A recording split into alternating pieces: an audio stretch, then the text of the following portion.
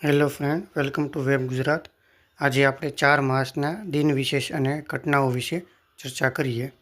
તો જોઈએ, સુરક્ષા માટે એક પગલું નહીં, પરંતુ આપણી અને આપણી આસપાસના લોકોની સુરક્ષિત જીવનશૈલી છે. તો જોઈએ, રાષ્ટ્રીય સુરક્ષા દિવસ, નેશનલ સેફ્ટી ડે આપણે અંગ્રેજીમાં કહી શકીએ ને.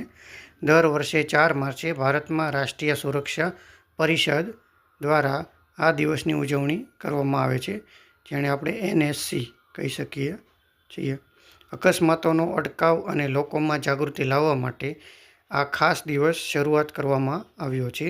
સુરક્ષાના નિયમોનું પાલન કરવું એ આપણી ફરજ અને જવાબદારી છે. સુરક્ષિત કાર્યસ્થળ, સુરક્ષિત પરિવાર, સુરક્ષિત સમાજ અને સુરક્ષિત રાષ્ટ્ર, જેનું આપણે કહીએ તો ધ્યેય સૂત્ર ગણી શકાય.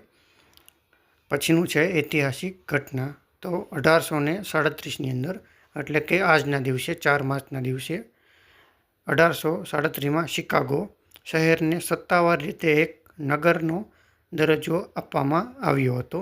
શિકાગો પ્રતીક અને ઇતિહાસનું પ્રેરણાદાયી શહેર આપણે એને માણી શકીએ છીએ. આપણે સુરક્ષા દિવસ વિશે જોયું, તેમાં નીચે આપણે ઘણી બધી સુરક્ષાઓ દર્શાવેલી છે.